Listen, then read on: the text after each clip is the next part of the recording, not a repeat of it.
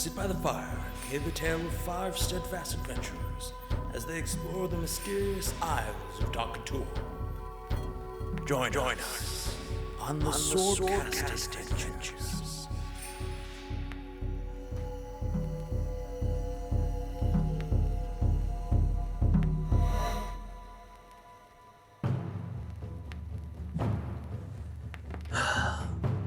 Alright, I know I keep saying it, but nothing in Doctor makes sense.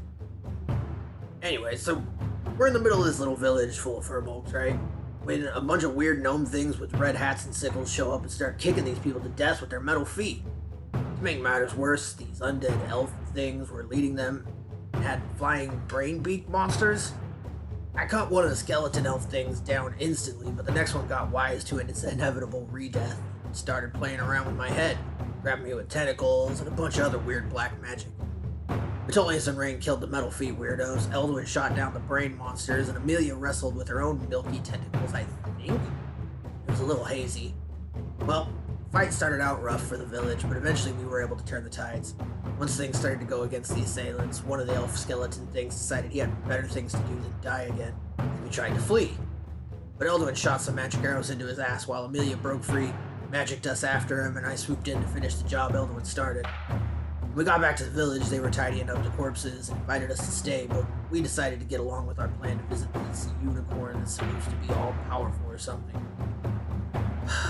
I swear, you better have some answers for us, because we came a long way just to see this creature. After a very interesting night, you find yourself as the sun crests over the trees. The mists now flow through the underbrush, and the chill still hangs heavy in the air. You find yourself waking up. Watches have ended. Morning has come. And you are still a distance away from what you can tell to be Elwyn's Glade. Amelia and Rain, you were up before the sun rose. Find yourself having a very heartfelt conversation, as you did. The rest of you, if I'm not mistaken, Grimtuck, you were sleeping outside? Mm-hmm. So I'd likely wake up with the sun.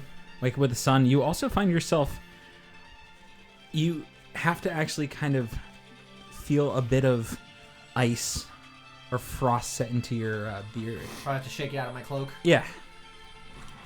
Yeah, I'll just kind of we got some furs. Yeah, shake up and kind of fluff it out of my coat. It's nothing too, or my cloak, not too big, but definitely unexpected. Elwyn, Metolius, you also both wake up to the sun. Elwyn, whenever you choose to drop the spell. I mean, when I wake up. Well, when I've alerted everybody that suddenly incoming breeze. It's only Metolius in there. Okay. Metolius, it's going to get cold in here. Metolius is just praying, but he nods his head. As you drop it, the chill of the air flows through the space that once was housed within the hut. The crisp morning air hits you all, and you feel revitalized after a long rest. Once I see Elwyn's hut drop, I'll drop mine. Got it.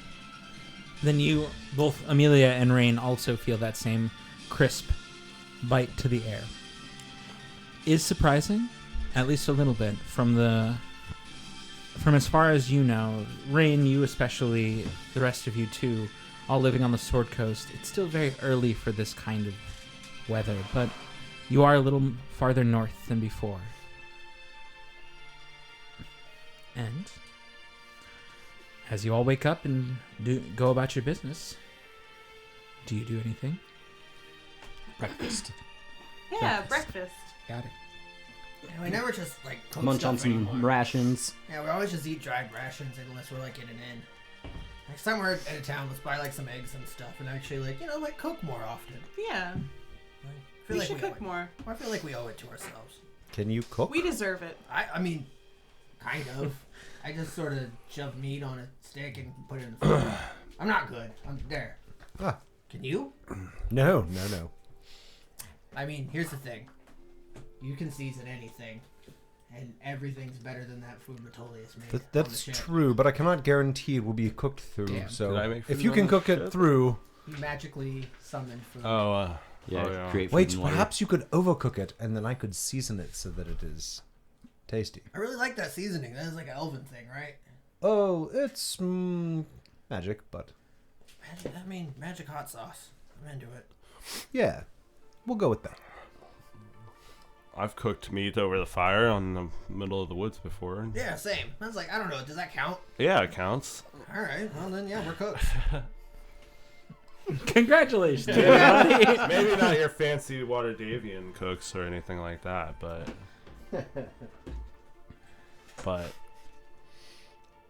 you know, venison over an open fire tastes good, especially when you caught it yourself. While I think about food, I'm going to take a bite of road rations. Yum.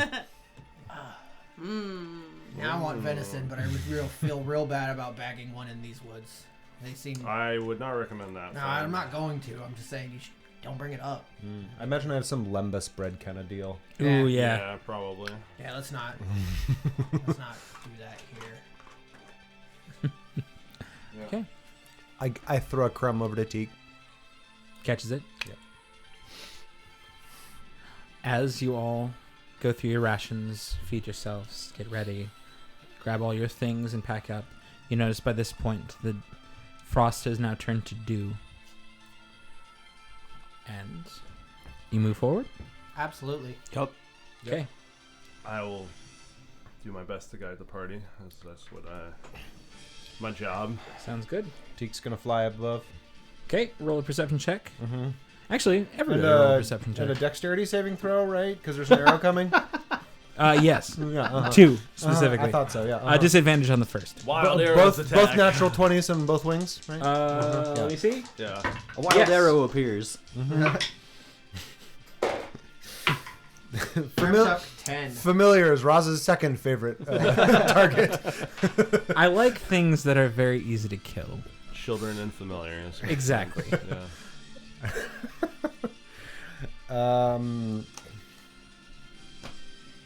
I think it's at least an 18 on my For Teak? on Teak's perception. Got it. 23 for Mentolius. Oh, Yep. is everybody rolling perception? Yeah. Exactly 18. Amelia got a 13. 13. Rain got a natural 20, Nice. Ooh. which equals a 20. And That's like, that could be a first. and sorry, Metolius once again. 23. 23.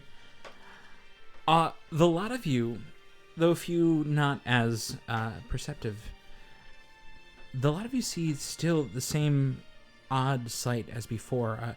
You see, off in the distance, animals following, almost keeping an eye, not interacting, never coming too close, but there, a snap of a twig, a shake of branches and leaves. You notice them on the edges, just enough to make sure what you're doing or why are you here. Teak, 18 you said? Yeah. Teak above sees the forest go for a wide expanse, just out across. He does notice that over everything else, there seems to be this odd, almost bloom, a growth high above the trees, miles ahead. But it's odd. It just seems as though the trees maybe grow larger.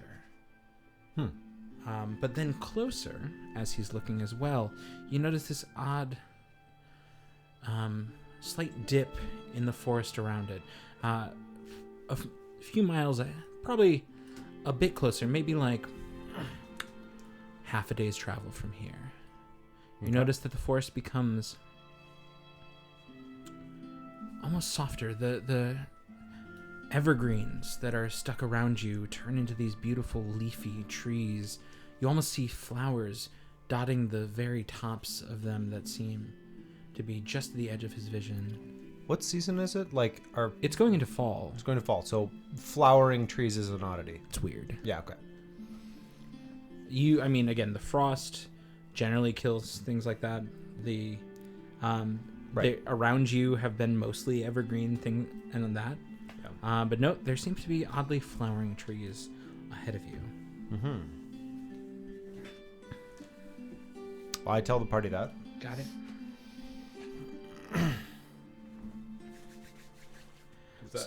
Does that jive with anything I know about Roll me a nature check. unicorns? Do-do-do-do-do.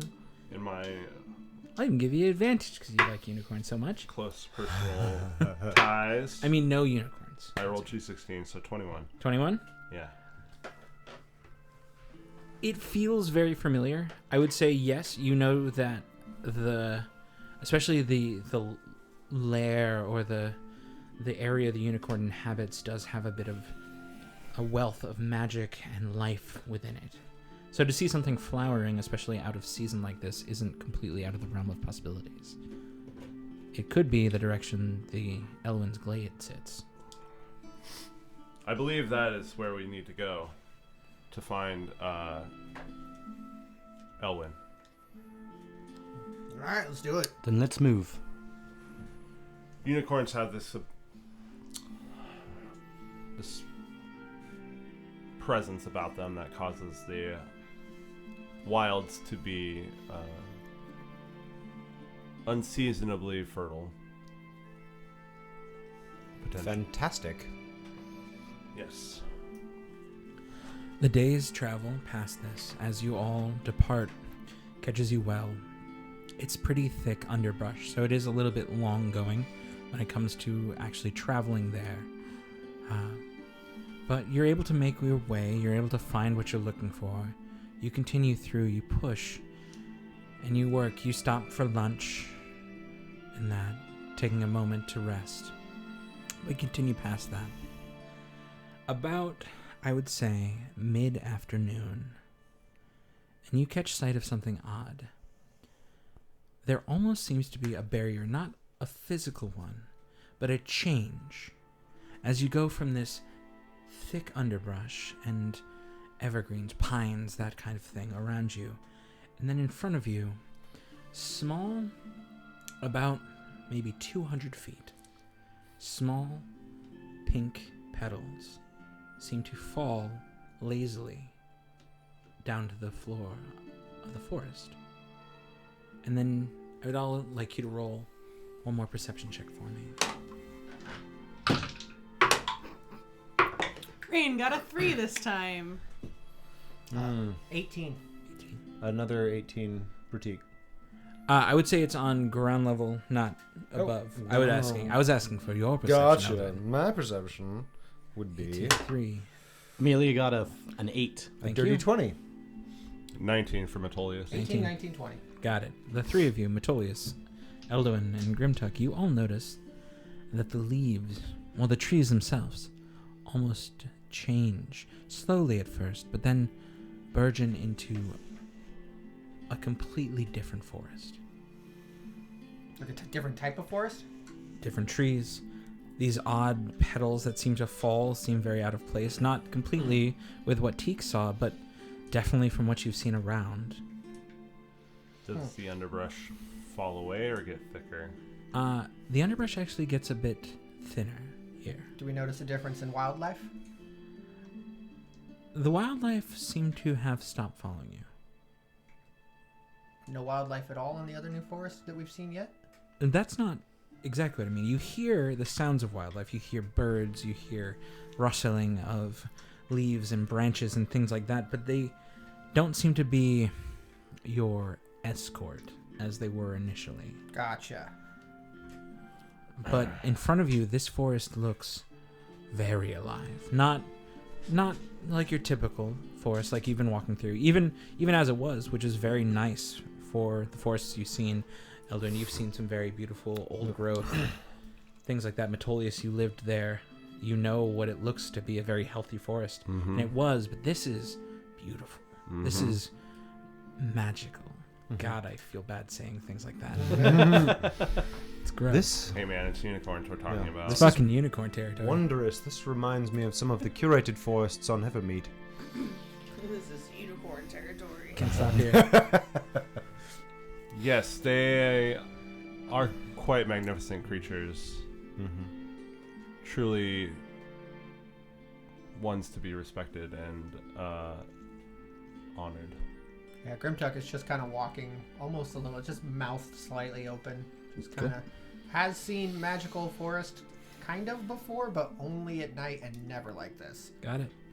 Um, I would say as you finally make your way past that slight change, that barrier, you notice that not only does the undergrowth kind of thin slightly, but you notice that it kind of grows more around the trees. Bushes grow big and are very filled with things like berries and other things like that. Mushrooms dot the landscape. Very full caps, very almost meaty looking in their own right. Continue forward. Yeah. I'll try to be respectful. I'm not going to step on any flowers or anything like that. You should make sure to tromp through any circle of mushrooms Yeah. and just really kick them over. Mm-hmm. Grimtuck is going to. He has a bit of paper that's in the bag of holding. Got He's it. going to pull that out and just grab a couple interesting flowers, kind of put them together. And press your flat. Put him back It's into cute. the It's cute. something for his mom. Hey man, ain't nothing wrong. Word. Okay. You pull out a very beautiful yellow flower, almost golden in color, and you pull out another one that has a deep violet. And just put them in, roll them up in a little piece of paper because I don't know anything about pressing flowers. Put 'em Just back. roll them. Awesome. And just do my best. Okay. So you continue to push forward. It does still take quite a while. Not being aware of where you are or where exactly to go other than a general direction. You take it slow. You look around. You make sure to be, as far as it seems, respectful of the area. Once again, the sounds of life all around you, but none of it seems to want to come down to your level. None of them seems to need to find their way towards you. And just about as we get to about maybe 2 hours later, as you're pushing through, you all hear the sound of running water. Burbling, bubbling, water splashing against stone. You hear a splash of something. And well within the next 200 or 300 feet, a large river cuts through, just almost out of nowhere. Does the water look pretty clean? It does. I'll How fill far- up my water skin. How far across is it? It's about 300 feet. Oh, it's big river. It's a big river. Okay. It's not very fast. Mm-hmm. It seems pretty deep. Swimmable? You could always try. Not imminently. Filled with krakens Grimtuck and put aboleths. the hood up on his cloak. Got it. Should I go take a look? Sure. All right, Do we know that what we need is on the far side of this? It's the way that he pointed. Right? I assume I've been trying to guide us toward the center of whatever the area is. You've been doing your best. Again, you also don't know exactly Yeah. the area either. So with your current heading, you are heading northwards. Grimtuck will try to find whatever, if there's like a rock that you can like stand on to get a little bit of a higher view into the water Sure. to see if it looks deep or anything like that Sure. before jumping in. Roll me a perception check. 17. It looks pretty damn deep. All right. The cool water looks clear up to a point, but then it just falls off into blackness. I'm gonna dive right in. Okay. A loud splash as the cloaked Grimtuck just glides straight into the water, Okay. leaving you all on the edge. Do any of you do anything while he's there? While Grimtuck's out, Amelia's gonna like kick off her boots and sit and like put her feet in the water. It's cool. It's definitely cold. Again, from what you've noticed, the general area still has a even this time of day still holds a little bit of a chill but it feels very nice. Again, a long trek now. You feel relaxed. You hit a sand bottom that very few pebbles. It almost just seems like mud or just a very soft bottomed river. Tullius will look north or up and down the bank and try to assess. Sure. Roll me your survival check. Okay. 16. 16. It looks as though from just the general area you've been walking in, you may have gotten slightly a bit off course, but it seems that if you travel a little ways westward following the river, you might be closer to the area you're looking for. Okay. I think we should head west or upriver once Grimtuck returns.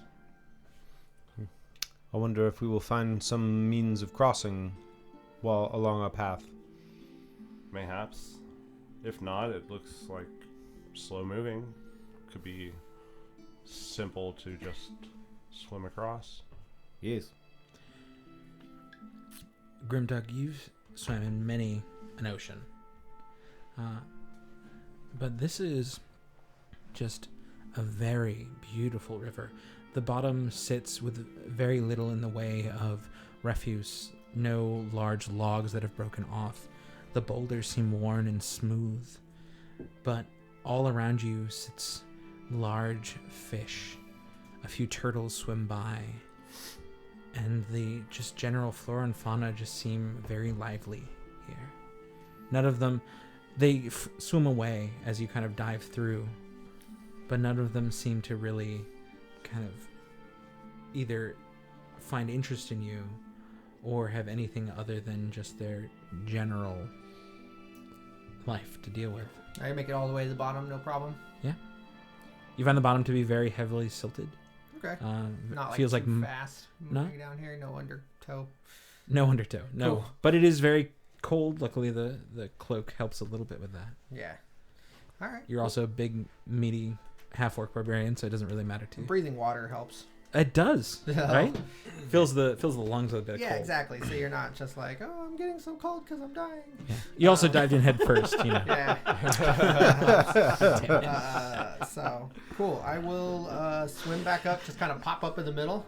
Yeah. And it's not bad. It's really nice. It's no pull. The current's not terrible. We can, no problem. We can swim this. Fantastic. Well, I think we might swim it after we head west a bit. We don't need to go across the river first. We don't know yet. All right. But if we head westward, I think we could. I have a hunch that we might find what we're looking for. Here's the thing. If we think it's going to be on the other side of the river, we should probably traverse it now, because we know this spot is traversable. Who fucking knows what's going to be upriver? But we also don't know that we need to traverse it. All right. I'll just swim back to the crew. Okay. Doesn't take him very long. His head ducks under the water, and a few moments later, he pops right back up, walking out of the river. Mm-hmm. With a quick flick of the cloak, you find yourself to be a lot less wet. Nice. Get all the grime off of me. Actually, I didn't have any grime. I was fighting bone people. You guys had a little gnome grime on you. Gnome grime. Gnome grime. Feygram. Fey grime. All right, yeah, let's head upriver. Sweet. So you follow Metolius as you're going up. Roll me one more survival check. I'll assist if I can. Sure. I do have proficiency. Sweet. I'd say you're looking around. You know what to look for. You've lived out in the wilderness. An 11. I rolled pretty mediocre, but You see enough of what seems to be slightly broken reeds, things like that, tamped down grass, which seems to be a trail that leads kind of, again, westward upriver. It seems to be well traveled. Something that you would know that seems to be maybe a food source up north, so maybe it's something that you'd be looking for. gotcha. Yeah, I head that way. It doesn't take very long. No more than an hour of walking once you've all kind of met up and got there. But as you follow the river up, Again, this pristine look, it never really changes. It's just very tranquil. And as it does, the river's mouth kind of opens wide. And you notice something as the sun now almost begins to set behind the very farthest trees ahead of you. You notice this large lake. Same, almost very stillness, this very tranquil look to the water. Very little, a splash here of something jumping out. Maybe a fish, and a small ripple flows by, but otherwise it's perfectly still. As you make it there, I'd like you all to roll more perception check, please. Rain, stop rolling perception checks. You're just you keep telling me to. I know. I'm gonna stop asking. I'm joking. One. Nat one. Nat one. Hey. So 0. No, I have 0. So okay. I thought you had a negative. One. Okay. Sorry. I thought you had a -1. Natural 20 for 25. Well, hey, it's the tip in the scales. We're good. Natural 20 for 24. Holy shit, guys. 17. Non-natural 20. Well, Rain is well into do too caught up with how peaceful this area is. Everyone else, even though I'm trying really hard to act like I don't care. Yeah. It's not that great. It's doesn't whatever. I've seen better. Yeah. Inside, you're just absolutely fulfilled. This is yeah. just like you could put up a log cabin and live here forever. But never outside, tell you're anybody. like, Yeah, right, exactly. yep, you Never gotta tell anyone I'm here. rock that hard look. But speaking of hard looks, as you all look very well, you make it to the edge of the lake, at the open mouth of this river, and as you look across, something sticks out to you. Between the trees, between the foliage, on the other side of the river, a standing stone seems very out of place, wrapped in grown ivy, but obviously carved by hand. This is in the middle of the river, you said? This is on the other side. On the other side. Is it another unicorn statue? It is not another. It's not in the middle of the river. Because I could probably see it pretty well. Yeah, you all can see it. Okay. I'm saying everyone but Rain can see this. Oh, okay. It seems to be a pillar of some kind. I mean, with my supervision. I'm just saying. That's the noise my supervision No, you makes. got to make sure to put your hands next to your eyes and just like wave it back and forth. There we go. Yeah. Okay. That's fair. If you do that, you can absolutely see the 5 other pillars that are behind it too. Oh, shit. No, I'm not. I'm goddamn one pillar. I'm fucking with you. Come on. Do we see anything else around it, or is there like a stone circle, or animals, or whatever? No stone circle, no animals. Though this seems to be well set into the actual forest itself. You notice that at the edge of the trees, there almost looks to be some stone high into the leaves themselves, into the canopy. A little ways back and across. But they're almost like other parts of this stone. Maybe a temple, maybe something that could just be another pillar. Elven room. Does it seem like the vines are like hiding more information about this? I would roll me an insight check on the vines. Does it seem like this statue, like It's not a statue, it's a pillar. it's a pillar? It's a pillar. Never mind. Sorry. I was thinking it was like a bust of somebody, No, and I no. couldn't see who it was. No, it is a carved stone pillar Is it that seems to be something that nature grown, has... like nature has reclaimed. Gotcha. And it seems like there's more of it on the far side. There seems to be more far deeper into the woods on the other side of the river. Yeah. This is all on the opposite side from where you guys are. Yeah, I totally. mean, that's the first thing that I've seen that sticks out. Everything else has just been natural. I agree. Head to that. Can we tell from here if it looks elven make? Roll me a nature check.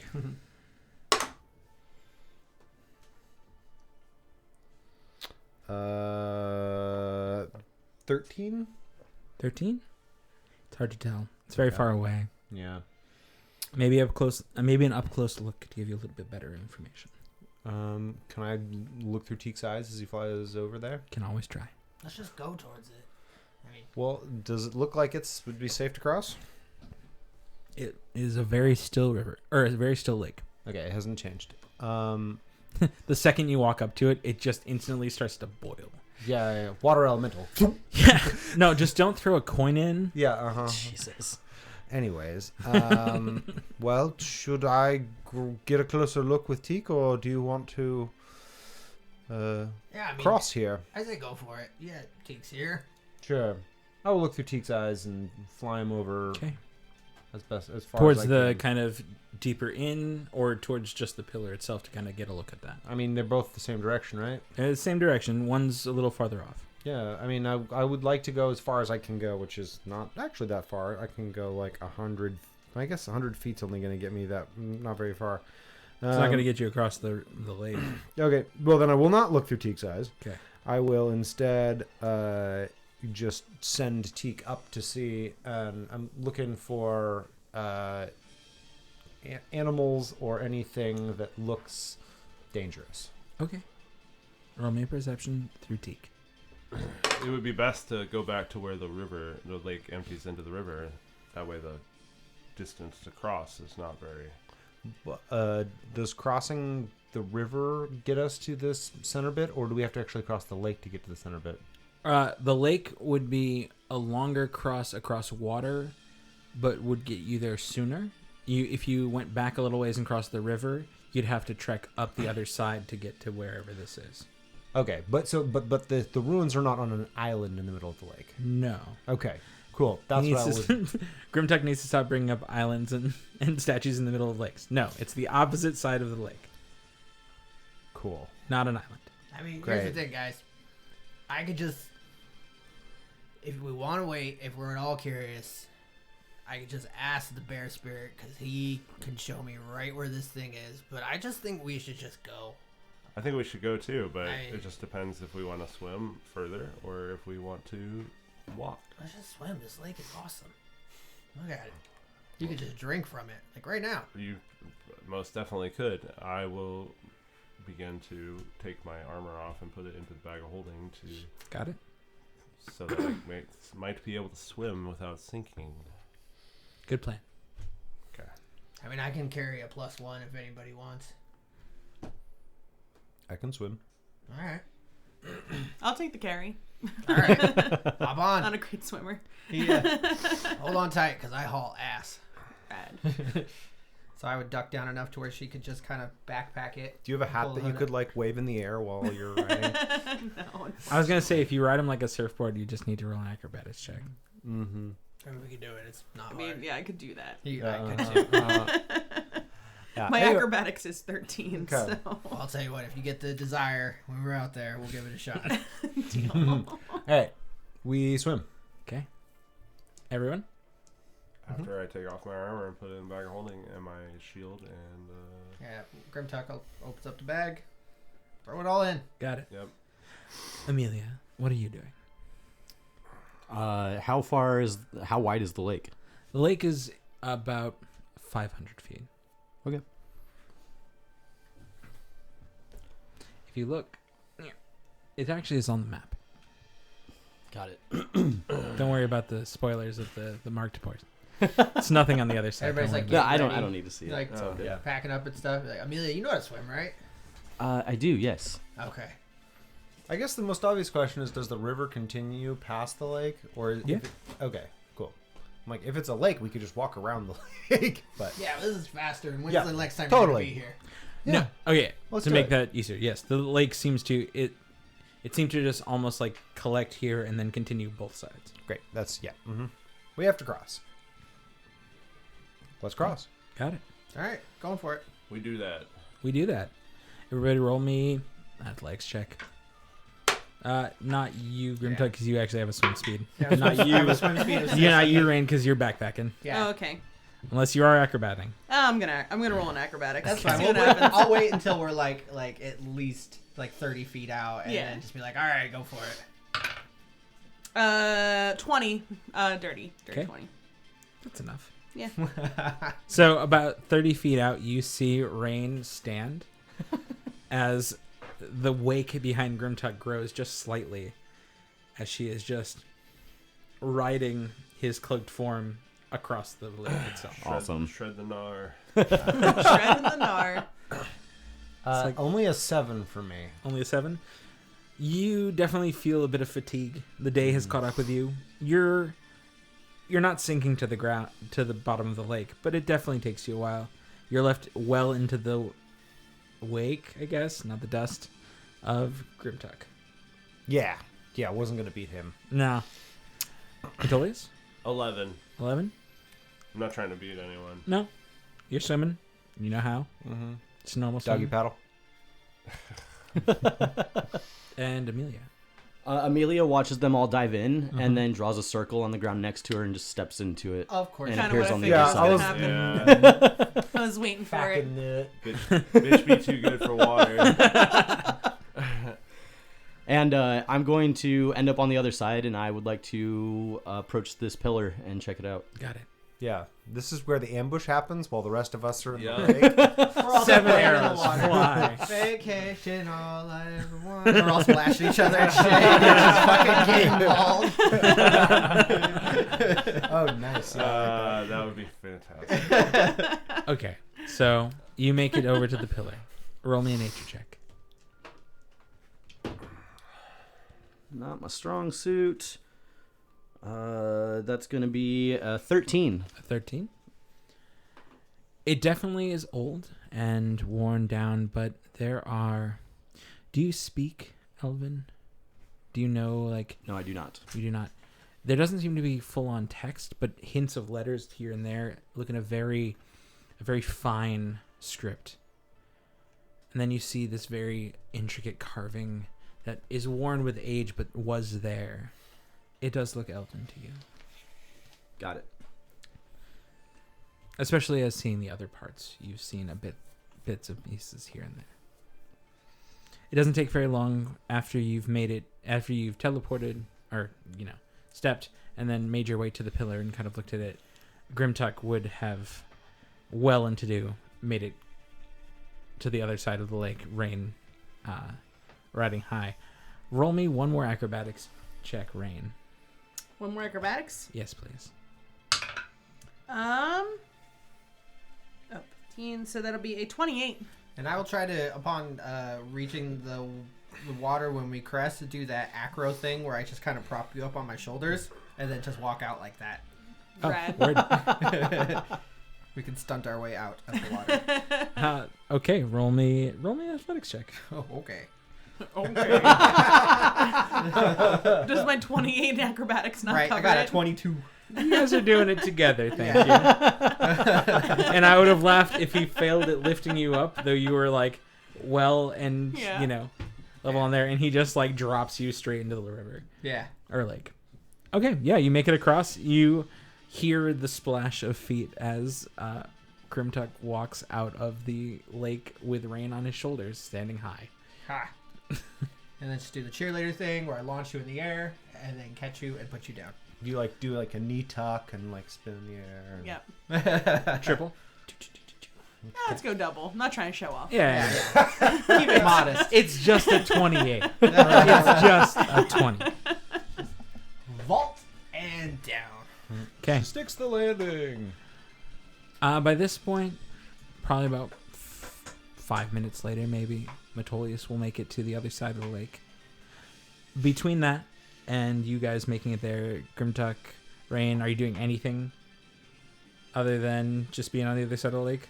You gonna go meet up with? I mean, yeah, I'd probably meet up with Amelia. Okay. Like, I would wait approach for at least. Metolius so I could give him his gear back. Got it. Approach, but not touch anything. Got it. That's how I'll put it. A few minutes later, Metolius, you find yourself to the other side. It was a very pleasant swim. The cool water, though a little chilly, was you kind of acclimated to it very quickly, and after a nice swim, you make it to the other side. You Glorious. find Grimtuck standing there waiting for you. Just pulling all your stuff out of the bag. Handed it to you. Yep. I try to dry it off as best I can with the furs, I suppose, Got it. given to us by the kind people of Elm's Deep. And then about 8 minutes later, a very out of breath, and I apologize. Elf. A slightly sputtering elf To be finds fair, his he way. did it in his armor. So that's not easy to pull off. Props. Good cardio. I haven't swum in a while. Yeah, you're not usually the one running after anything. You just gotta stand there and shoot stuff. I bet your cardio. I'm very quick on land, but swimming's another matter.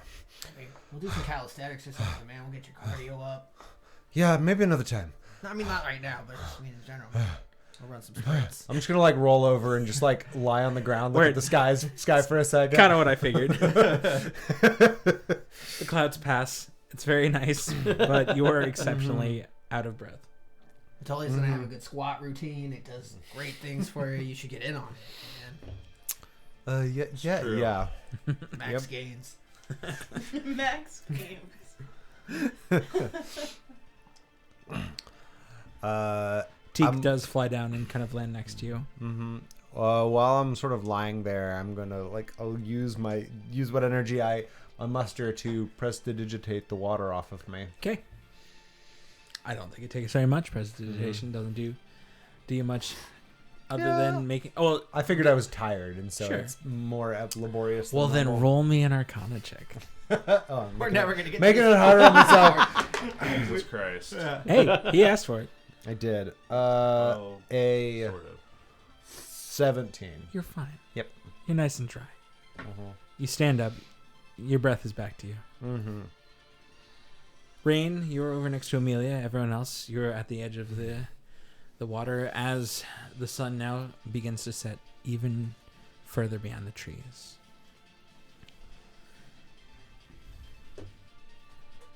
Metolius walks past the pillar and pushes deeper into the wood. Okay, Yeah, Grimtuck will go with him. got it. As Elwyn collects himself, Amelia's gonna like call him over.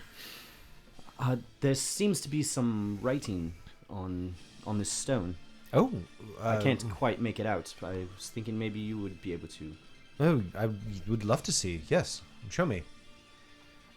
And I do. Yeah, and Amelia points it out. Roll. I guess you would read it. It's very broken. There's very few bits of text together. It's just small letters here and there. It is very much Elvish. Mm-hmm. And the intricate designs that are worn away seem almost like some form of a battle or something like that. Some fight you see. You notice what seems to be armies on either side.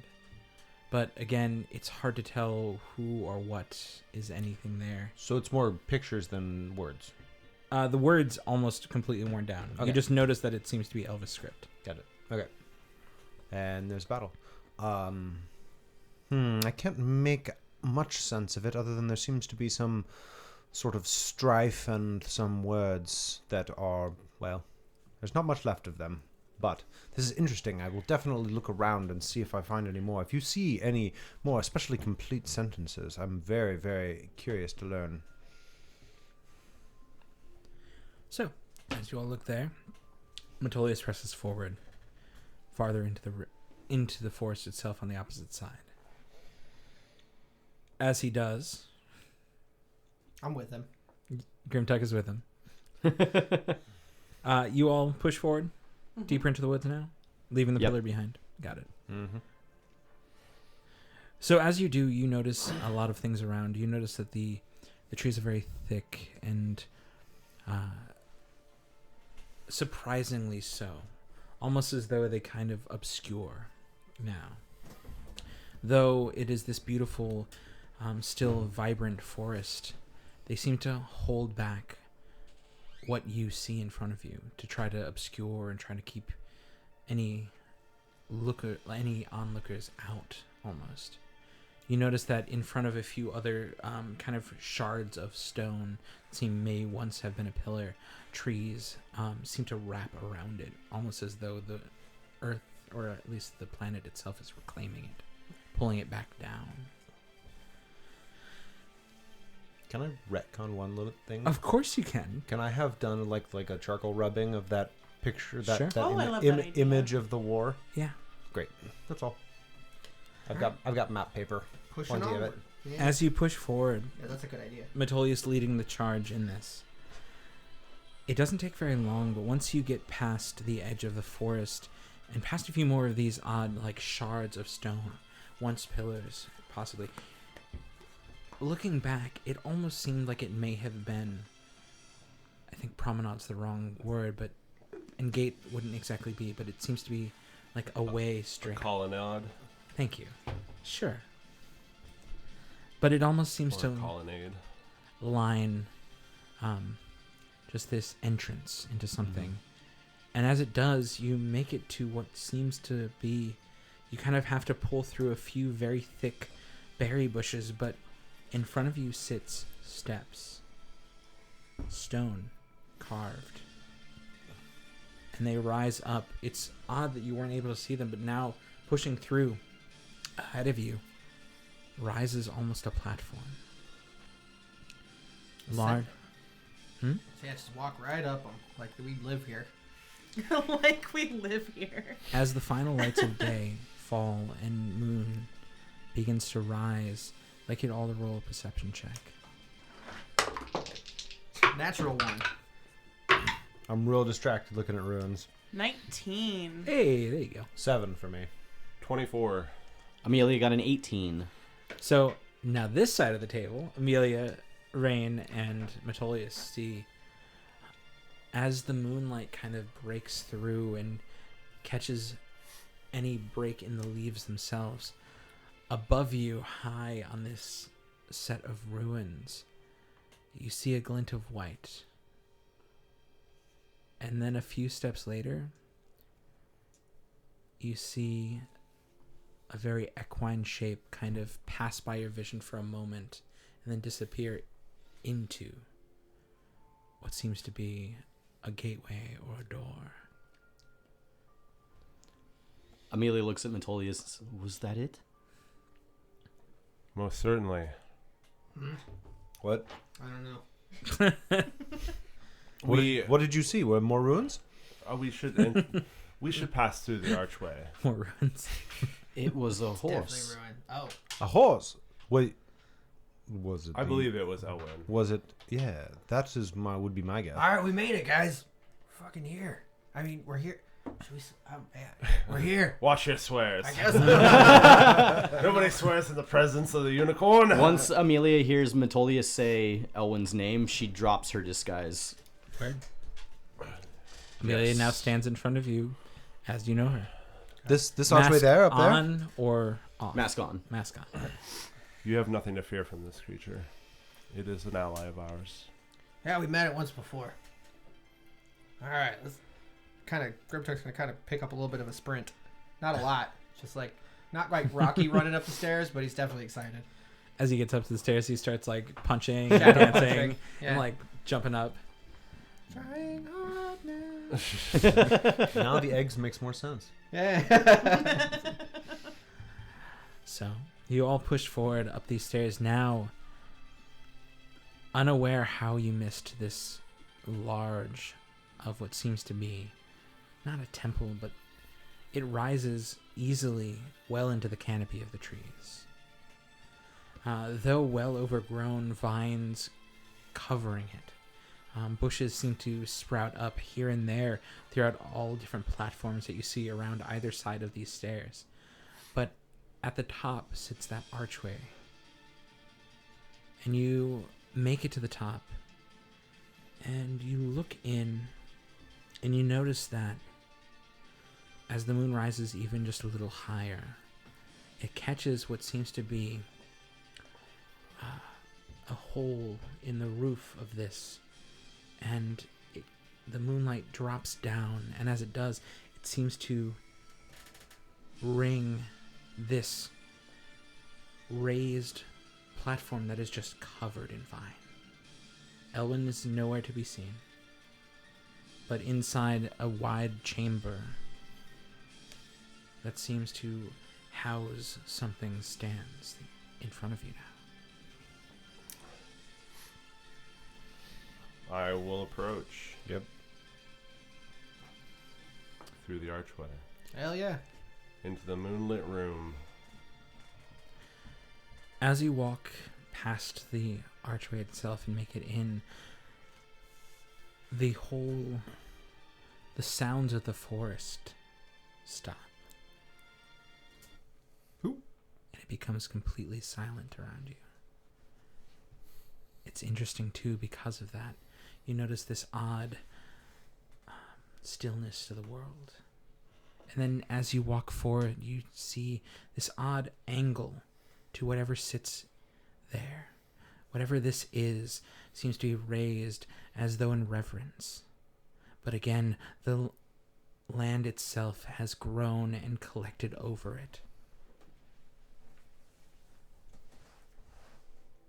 And then the slight sound of hooves upon stone echo through the area. And as though out of nowhere, this beautiful beast appears. White, shining, glowing to the four of you. Rain, Metolius, Elwyn, and Grimtuck, a very familiar creature. Amelia, its beauty is beyond question. It holds itself as a king would. And it looks at you all. And it says, welcome. I am glad to see you have made it. I bow in reverence. Like a head bow. Metolius falls to a knee. Head down. Got it.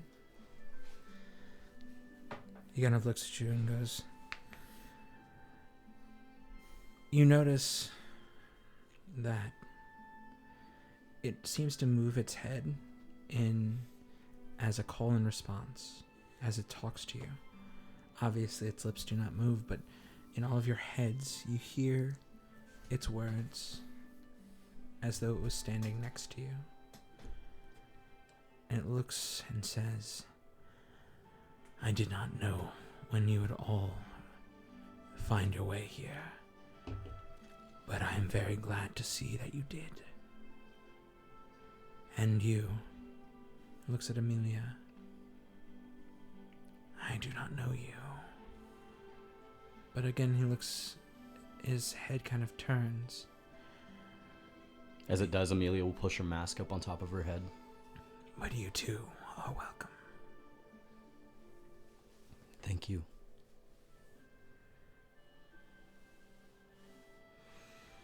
It has taken us far longer than I thought, Lord Elwyn, but we have arrived finally. We have come as you asked. We've seen the things that you have sent us to see. The mountaintop, traverse the oceans, and seen the blight upon the land. Why have you summoned us here? Sadly, your visions of what you have seen does not cover everything that blights this land.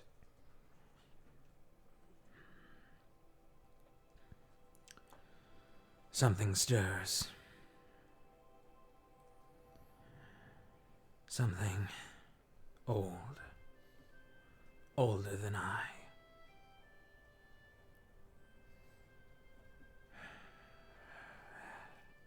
You've all felt the cold, have you not? Aye, we have. It is unnatural. It permeates even my glade. Dead of winter, there should be warmth and life around here. But yet I find the chill and the frost making its way. I have seen that the undead flow from the ground. That the veil between the worlds is thinned and allows for creatures to flow through. This concerns me. This is why I asked for you to come, for I saw potential.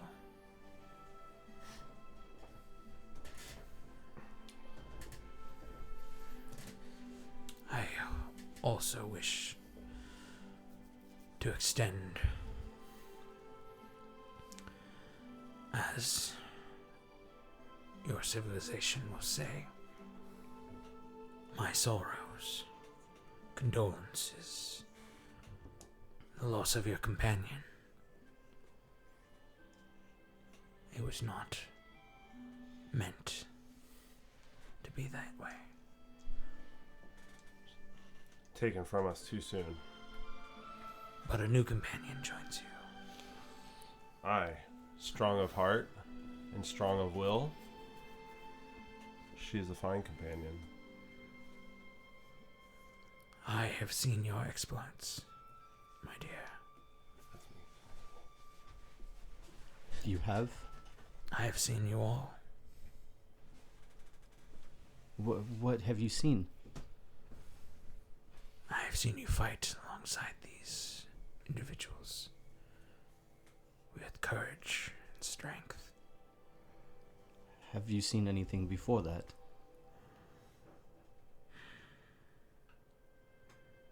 I have not looked that far, but I may be able to. Do you search for where you are from? I do. My vision spans great distances. I may be able to help.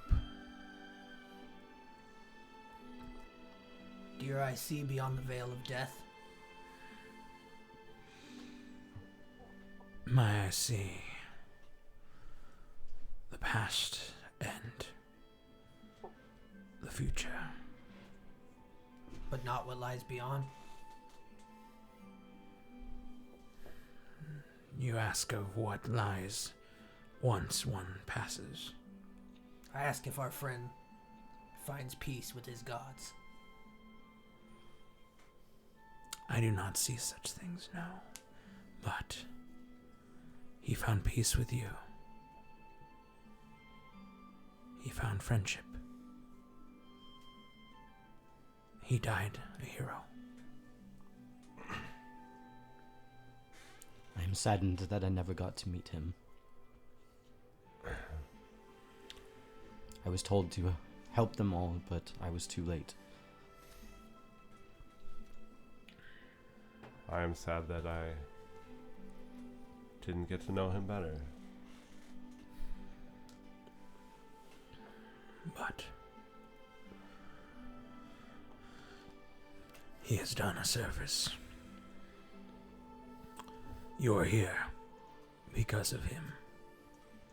We are here because we were promised that we would know the truth upon arrival. I feel we've been seeking this truth since we got here. I would have you tell us in simple terms, in true terms, what is it that we're embroiled in? Who do we face? What twist of fate has brought us here? I will tell you that I do not know why the threads of fate weave you into this tapestry, lead you here. I do know what befalls this land, though. And you see him stop for a second, and as he does, he kind of looks back behind this odd raised structure to the wall behind it.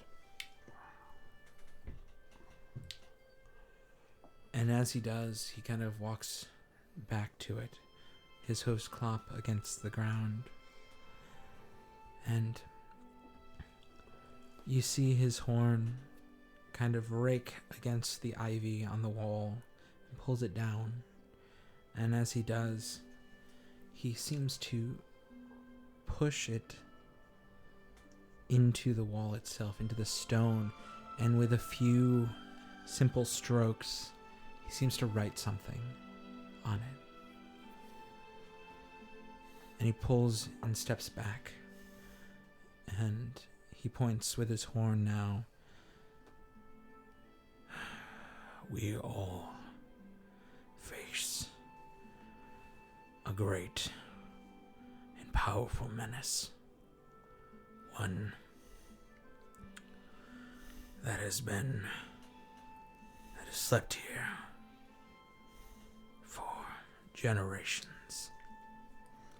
And you see him point, and he steps back enough as the moonlight catches it.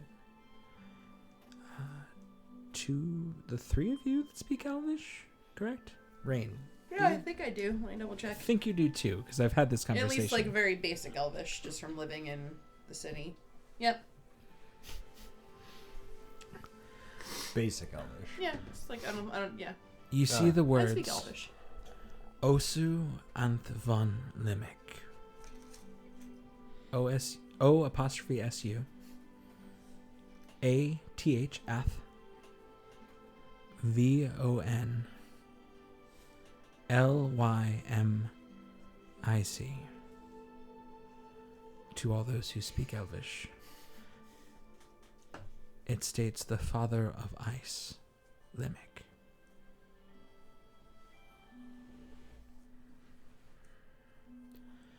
The father of ice, you said? Yes.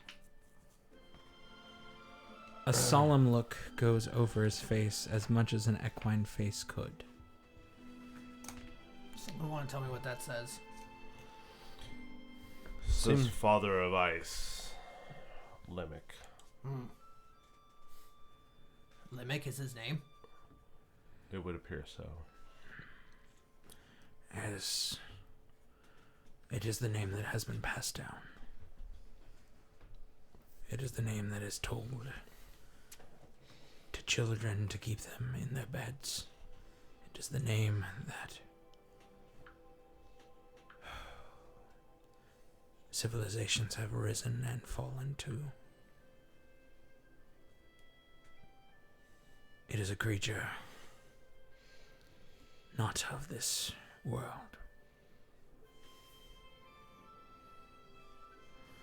And I take it they mean to wake this creature? The creature stirs. They. Who do you mean they? The Edderwines? I know not the dealings of them. I know what the land tells me.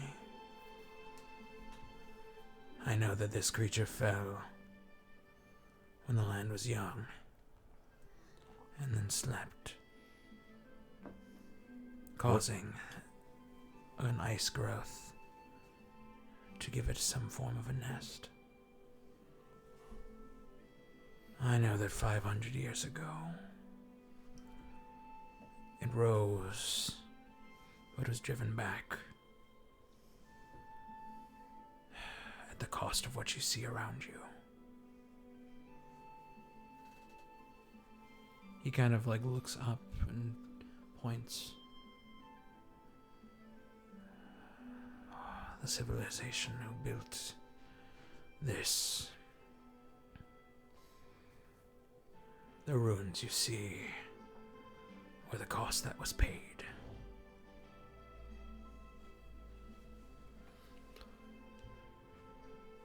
What happened here?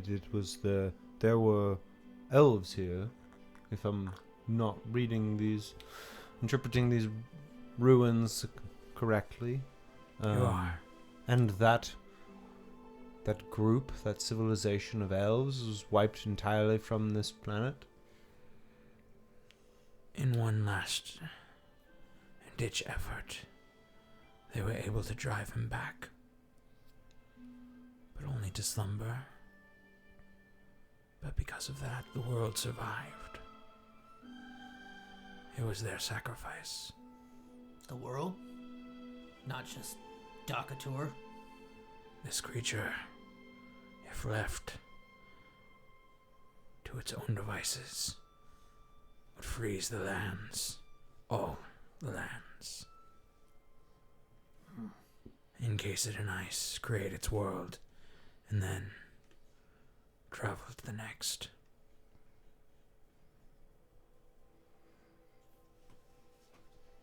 What can we do? You said this creature stirs. Are we meant to meet it in battle or defeat it before it wakes? I know that 250 years, it rose again and felled a party trying to protect the land. But remnants of the elves who had run, who had survived, the few that were left, found ways of placing it back within its slumber. I know that you all are powerful and would be a great aid within the fight against his rising. That has to be why my lady sent me here. The threads of fate are odd. But if your god showed you the way, you now speak to me as you wear a very similar symbol on your shield. This is not the first time I have met with your kind. Lady Maliki has taught me all the ways to venerate you and yours, just as you serve her.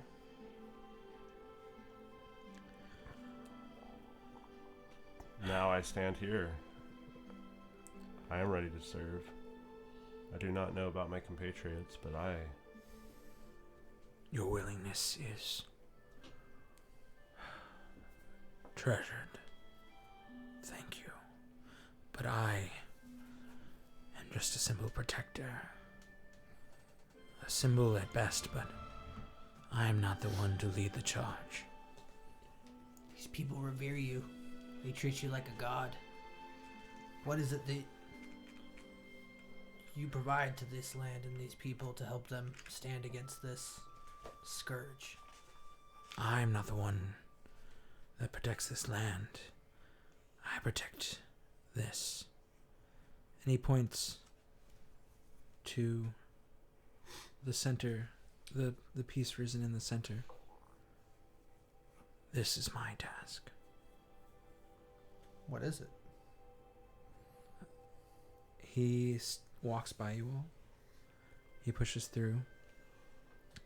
And he uses his horn to peel the ivy off what now looks to be more of a standing crypt, slightly raised and slightly angled up, almost sarcophagus-like in the fact that you see a form that was well covered by vines. You now notice a very elvish look to a face. And as he pulls away more, you see this blade sitting right within its hands, held almost as a knight would hold their blade in reverence to their king. down. Sorry. Gotta grab something. You also notice that this blade is a live blade. It is metal and set within the stone, held there by whomever carved it and left it, almost set into a groove that was meant for it. Is it like a longsword? It is. It is. The stone on top of it sits as... Actually, roll me a nature check as you look at it.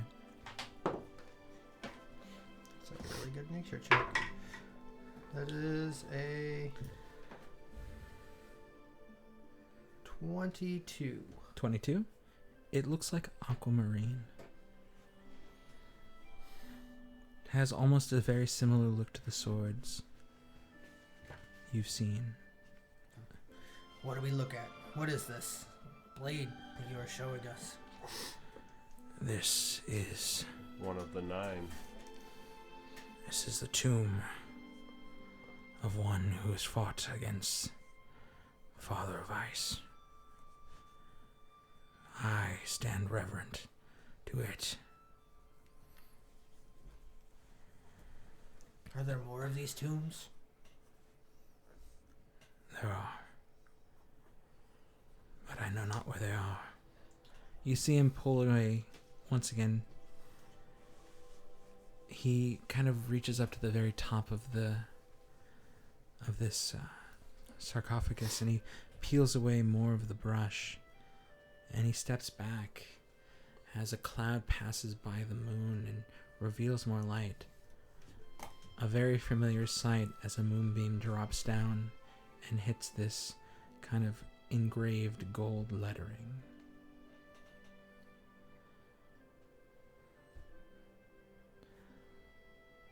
It reads,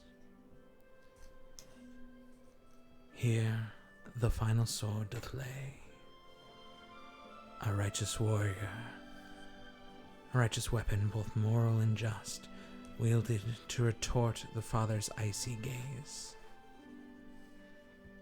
His enemy conquered, his vigilance rewarded, his moon now allowed to set, the final night of a once great order, dedicated to light and life. Here, a champion of the Twilight sword doth rest."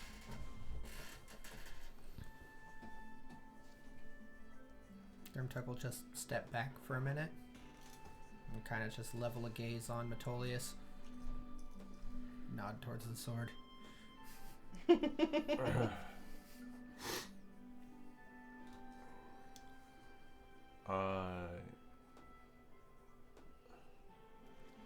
We'll look to Elwyn. Kind of, yeah. This Go and take it, man. this sword is not meant for any of us. He kind of takes a moment. He looks you all over. The stillness is odd, and he almost seems to look deep within you, all of you. He goes, "No, this sword is not for you."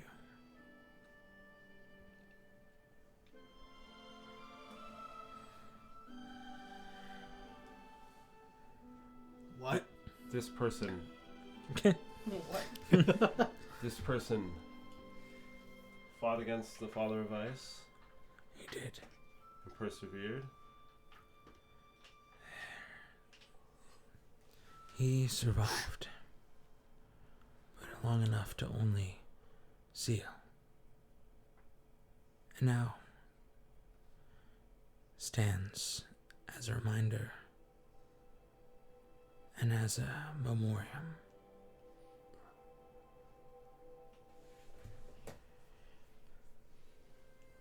I don't understand. This sword cannot be wielded by anyone. Only a few may hold it aloft.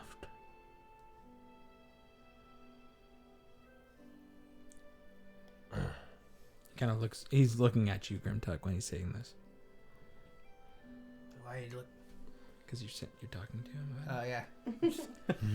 Confused. You brought us here to look at a sword that we can't take with us to fight a creature that is apparently unkillable. I brought you here to let you know what has befallen this land once again. Nothing, Grimtuck, is unkillable.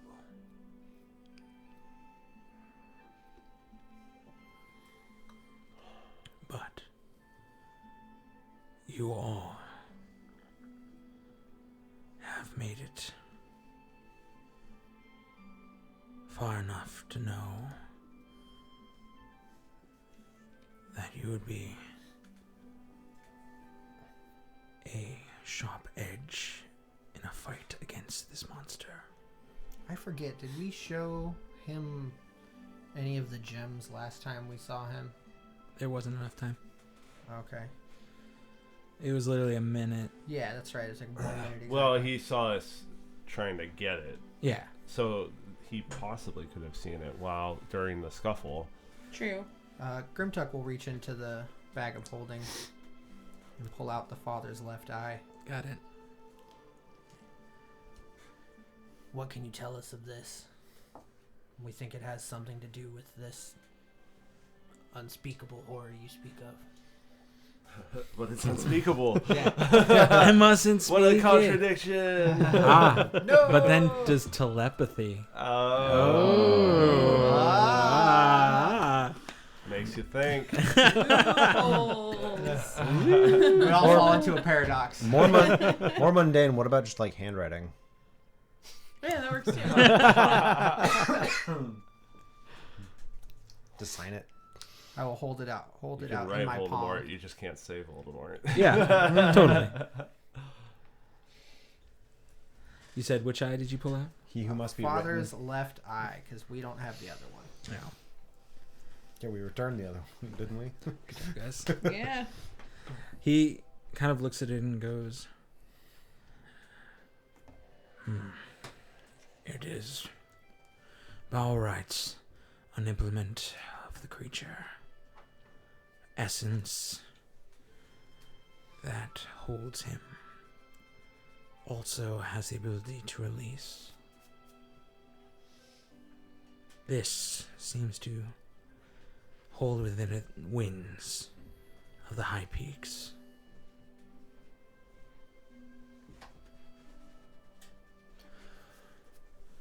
This might be more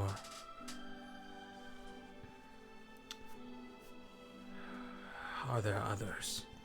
There's one. We unknowingly returned it to those who we believe mean to wake this creature. They have the other eye. Well, a quick question. Are you familiar with the visage of this Limerick? How many eyes does Limerick have? If I am Not a not bad mistaken, the creature has 4. 4 eyes. I Nerd. see. One eye. What is this? what is this nerd? It's like when you have a monocle for both eyes. Can't wait for the Double fight monocle. this, and you're like, come and fight me, nerd.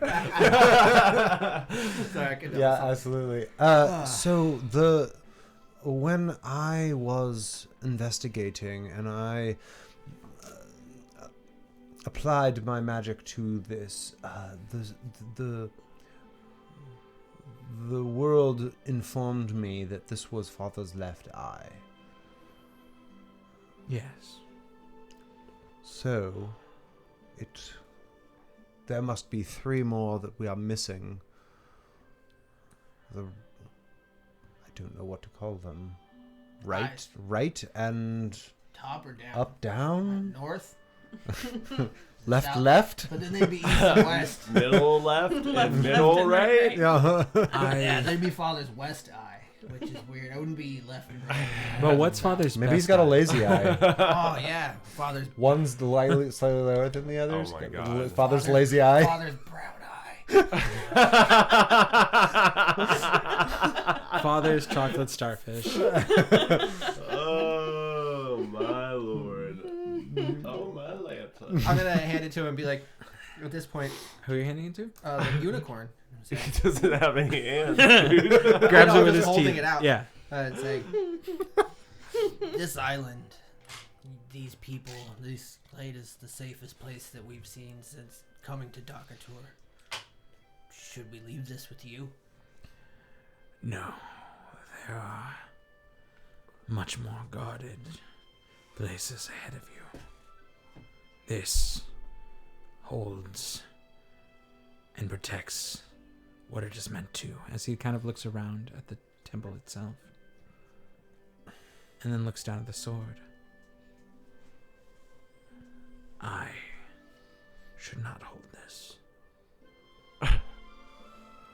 Because he can't, because he's a horse. I hold it with my teeth. Sorry, I've seen him impale undead shit. He can do all kinds of cool stuff. I would shut up now. Because I am a horse. I cannot. No. Telekinetic unicorn. Yep. How'd you know? You can Educated grasp guess? it by the husk. Oh. What? Yeah, my What? Python. Oh. Elwyn, did you Python. not use the same ritual on the first gem before we returned it to? Yeah, I did. Because I brought it up to Lady Cassandra. It was father's red eye. That was from Father's right His eye. father's right eye. Okay. Apparently, it's Can you father's recall any of its properties right. that might be pertinent? I don't seem to recall at this time. Something of fire, if I recall. Yes. Primordial fire. If It was the a other, ruby, a great ruby. of if the about- right eye held fire, and this holds wind, then there are. If the 2 others exist, the other elements shall be named Earth, Water, and then the Fire Nation attacked. God damn it. Sorry. And Captain Planet was summoned. Hey. Ain't no heart in this bitch. Where would we? Do you know where we would find these other gems? I do not. I could see if my vision could find them, but I am not aware. I was not aware that this existed. This concerns me. How far does your vision go? What can you see beyond these islands?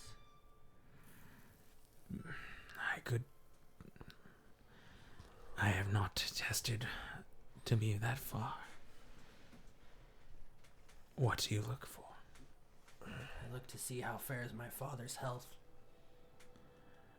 My vision may not go that far, but I can always try. I would be much appreciative. He kind of looks at you all for a moment as this happens. And as he does, he goes, "The hour's late.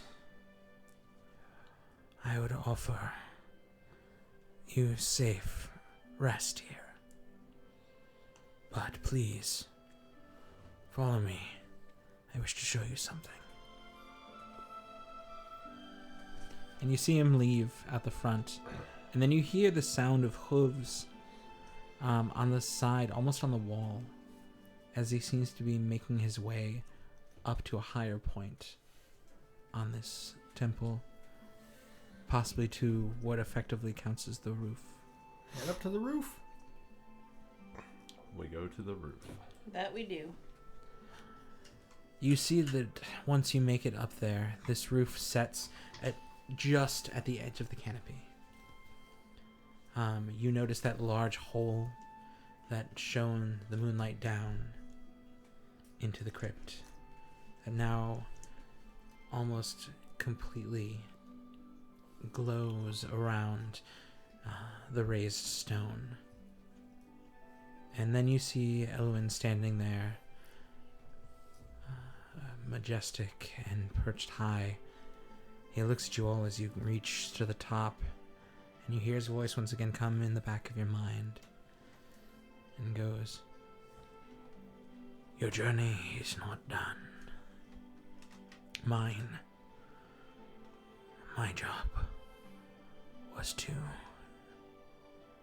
inform you, show you what you may face. But it is..." And he turns and points with his horn. The glint of the moonlight catches it. As he points forward, you notice that odd high growth that seemingly were just larger trees seems to set miles ahead of you. He points towards it. "Watch."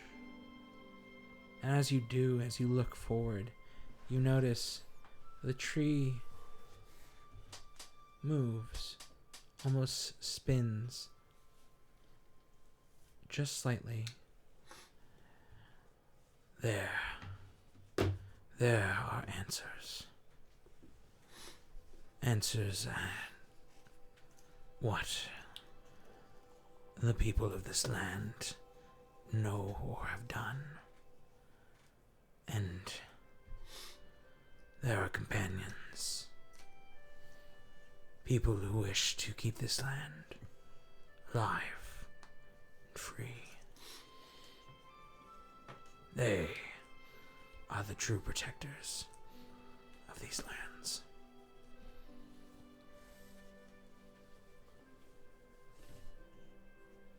Which direction is he pointing? North. Okay. Just a little northeast from here. Mm-hmm. And what are these true protectors? They are the truth upon the winds.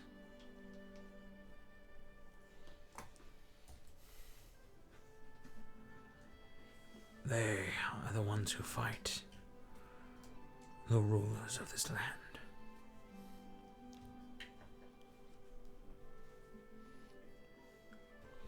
I thought you were the truth upon the wind.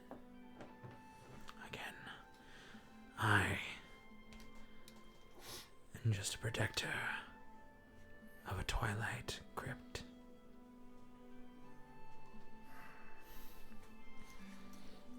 My knowledge is the land, not the people.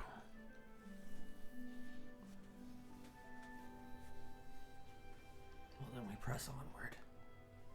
Grimtuck just kind of looks a little bit dejected and stares towards this new objective. Just a little bit defeated.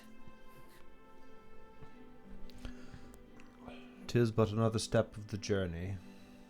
This is not where I intended to take my travels, but this seems to be a job that needs doing, and we might be among the few who can actually impact this potential outcome. Fate has put us in between each other. The ways of magic and arcana brought me into your fight. It makes me believe that there are reasons that the goddess of fate has put you in this path. And I, a traveler along that path as well, can only show you direction, not truly show you how to find peace. We have learned much today. And we will learn more tomorrow, Grimtuck. We've learned a name. We've learned more than that. We've learned history. We've learned what we wish to fight. We have some clues. I trust. We learned who our allies are. Mm-hmm. We've known their names for some time. This damnable island is riddles on top of riddles. I'm afraid that we'll never make it home unless we kill this creature. That may be true. But we should fight. We should find out what the people fight for. Yes, let us visit the truth on the wind. Agreed. Agreed. If we don't stop this evil, there may not be a home to return to. Here, here. Mm-hmm. To bed? To bed? Well, as you're all kind of discussing, Elwyn looks over at you, Grimtuck, and then over to the rest of you, and goes, "Understand, taking yourself upon this path, you follow in the footsteps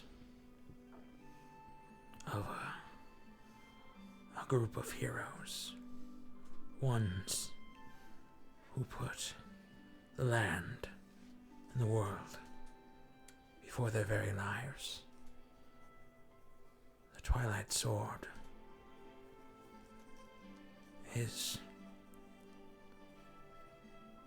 was a faction for justice, a people for truth, and peace in the land. Though none may live, their doings, their bravery echoes through the world. And without them, without him, we would not be standing here now. So, to find yourself here means that you have learned much, Grimtuck. It is no small thing that we are here. I am sorry that my answers are not as full as you may have wanted. It's fine. Perhaps tomorrow this island will provide more direction, so I can do what I need to do or find out why I'm here. Never mind. We are set upon this path regardless. Let us speak no more of it. Let us enjoy the night. So you are all now standing atop this crypt. Elwyn has informed you of this odd tree out far into the forest, past what seemingly is past his glade. That is where you will find this next step on your journey. He stands there now and looks at you all. You all hear that same voice, and he goes, "For now, I would say I have..." He kind of thinks you hear this almost, not grumble, but he mulls it over, still well connected with you all through telepathy. And he goes, "Before we part ways for the night, if you'd be willing, I could show you all what this thing is. At least, as far as I have seen, this creature. You glad?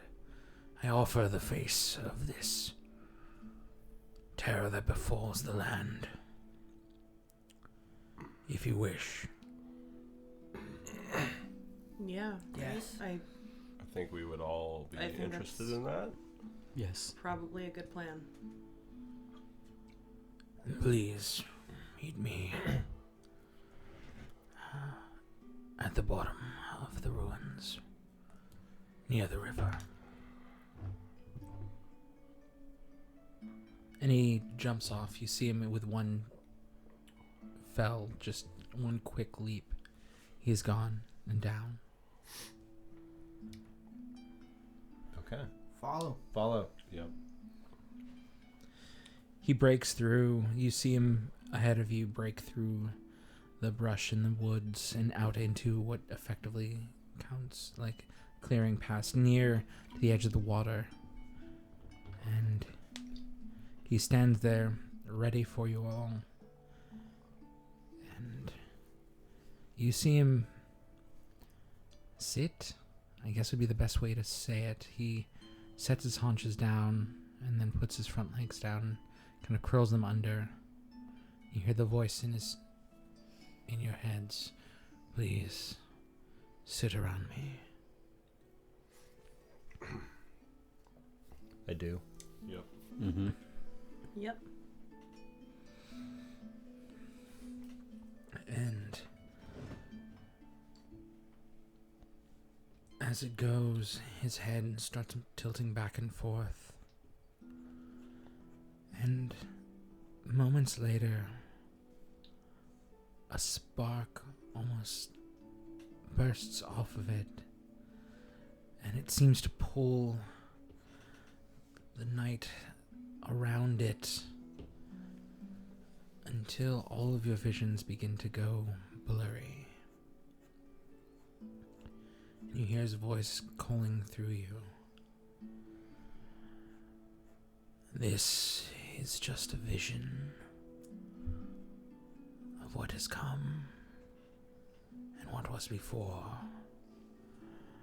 You are safe and here, but your eyes should see what stands or tries to stand before you. And a flash, a bright white light, familiar to some of you now, glow around you. Your eyes catch it and focus, and you now sit in this circle, all of you there. Elwyn still moving back and forth in a very rhythmic dance, keeping pace. Your eyes open, you see snow as you're sunk in up to about your chest, but no cold, no sensation. And then you see him stop and look, point forward, his horn staring straight at the sky. And as he does, your gaze follows it. And like visions before,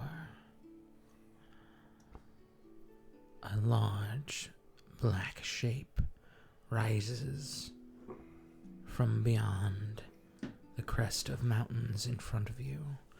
First, this long insect-like claw curls around. It's still shrouded in this darkness, almost obscured from you. Second, followed by another, equally as gnarled, almost mantis-like claw. Pull itself up, this bulbous, but oddly angular and fleshy at the same time, as though crystals jut out of folds of flesh. Pull itself above, you see the mountains shake as it rises.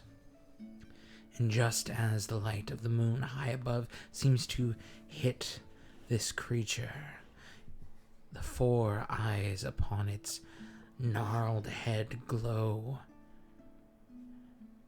and The moon is eclipsed. Blackness pours across the land, blotting out all vision, except for Elwyn. Glowing like a beacon, you see just the outline of this thing as it rises above the mountain to seemingly walk and tear through the rest of the land. But Elwyn glows, still holding his light. And a moment later, his head bucks wildly as a beam shoots forward from his horn, catching the creature. The black obscuredness of the night sky with no moon peels back, and this molted, purplish, yellowish monstrosity stands there now, naked and bare, its mouth long rows of gnarled teeth, its face a mixture of mammal and insect, otherworldly. Gemstones branch out from odd angles all over it. And you all recognize this. Amelia, from the building in Moor Beach.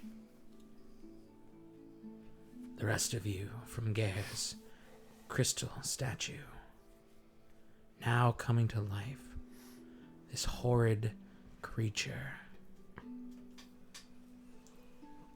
stands high above you.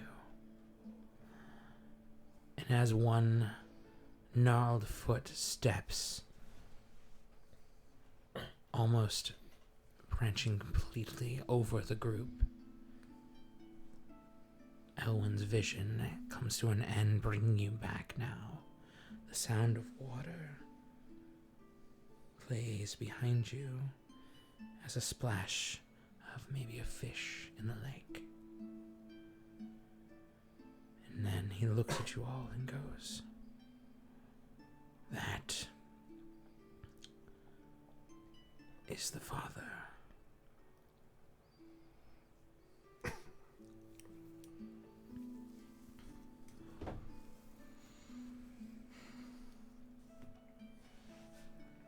I know not where he come from, but his will be the ruin upon the land if he is not stopped. Why would anyone revere this thing? Why does anyone follow a dark god? To bring darkness. The promise of power? Power over what? It Nothing is after it destroys everything, right? Like, I just... power over a world cold and dead. If the creature leaves the world behind, it is left to his followers.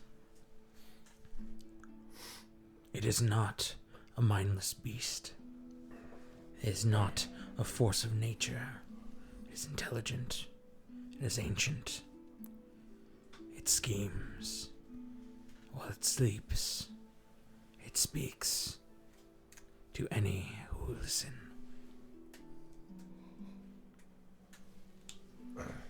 Such a being snuffs out light, cannot be allowed to live.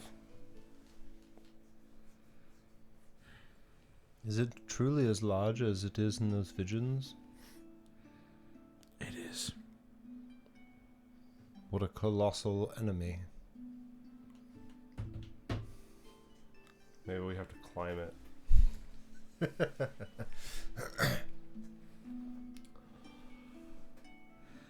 Mayhaps, if you decide to take the charge, take up the mantle with the others.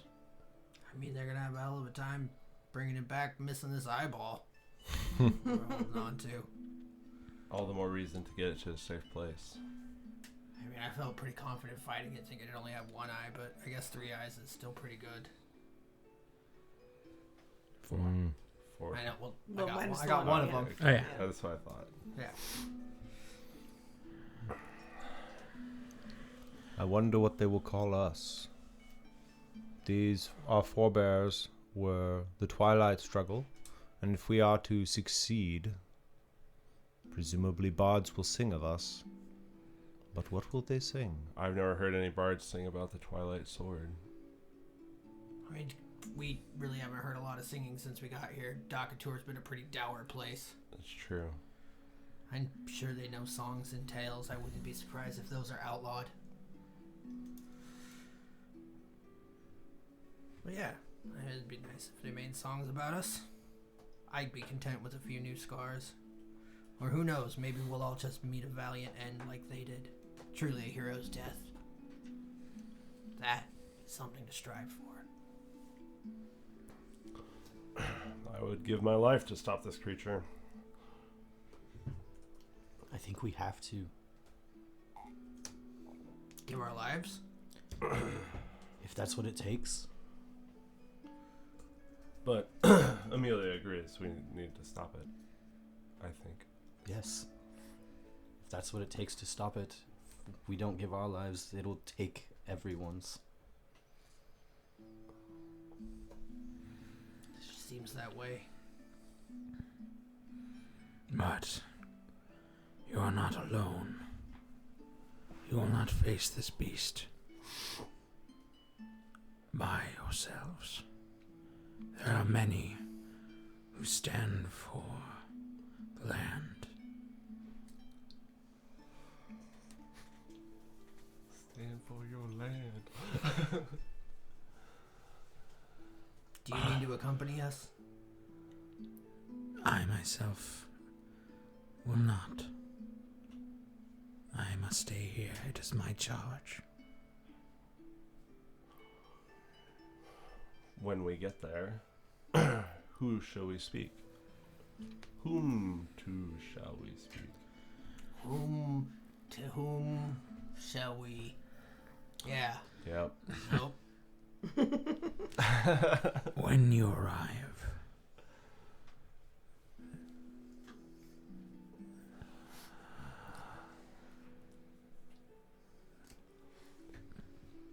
offer them the greeting of May the whispers on the wind guide you. They will know you friend and allow you in. Ask for timber. She holds as their leader.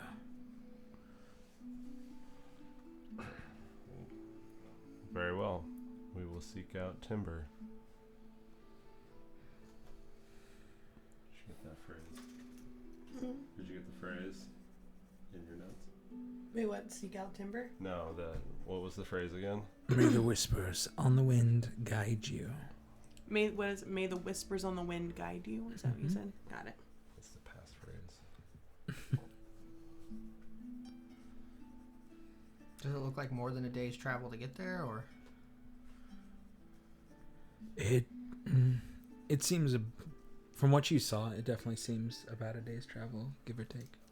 You'd have to leave the entirety of this glen and the Timber Deep.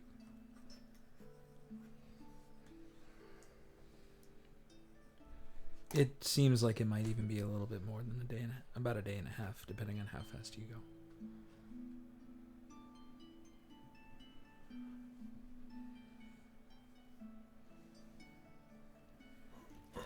Well, should we set up camp? Perhaps? I believe I'll stay up top, underneath the stars tonight. You are welcome to bed, wherever you wish. Elwyn, might I see more of the ruins around here? I'm very curious and wish to know more of my kin. You may. You are welcome to explore. Many of what was once here has fallen back into the earth. But if anything helps you or piques your fancy, you're free to roam. Thank you. May I light a fire, Lord Elwyn?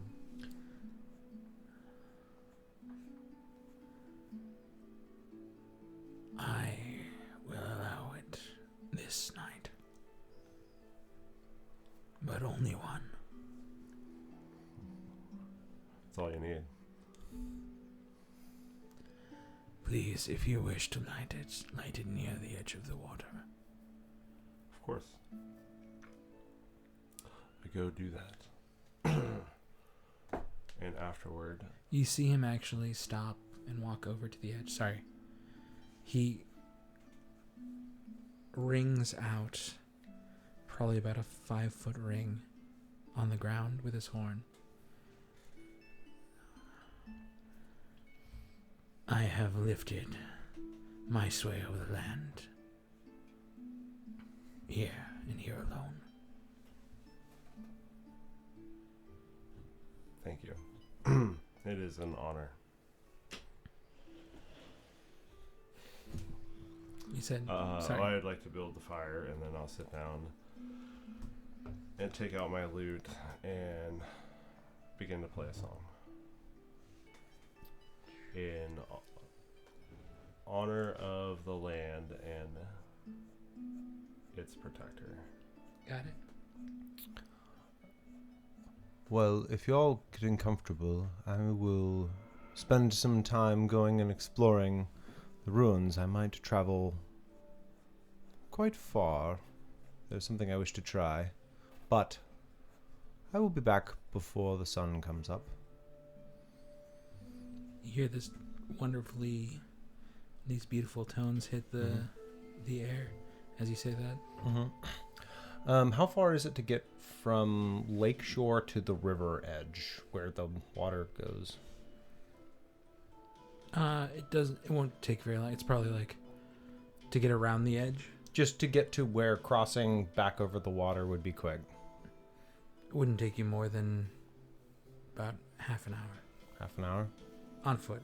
Okay. I'm going to move to there quickly. Okay. And then I'm going to dive into the water and cross back over. Sweet. To the other side. On the other side, I'm going to quickly dry myself off and then pull out my ritual book. Okay. And I will begin the ritual spellcast for Phantom Steed. Got it. As you're casting that, as you sit down and begin casting that, we go back to the group. Metolius sits now in front of the fire, plucking the strings. Did anyone want to do anything at the fire? Is Elwyn still with us? For right now, yes. I have to hold off on your unicorn slurs. Jesus. Just tell bicorn jokes. Yeah.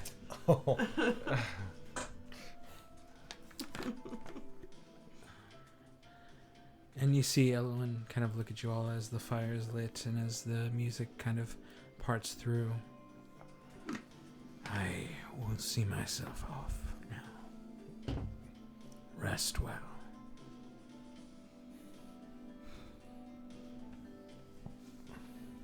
Just, if need anything, call my name. I will find my way.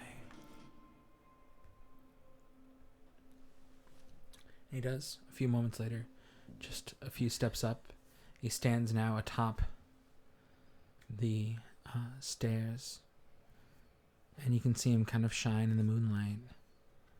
But as it does, he just is gone. Didn't move, didn't run away, just is gone.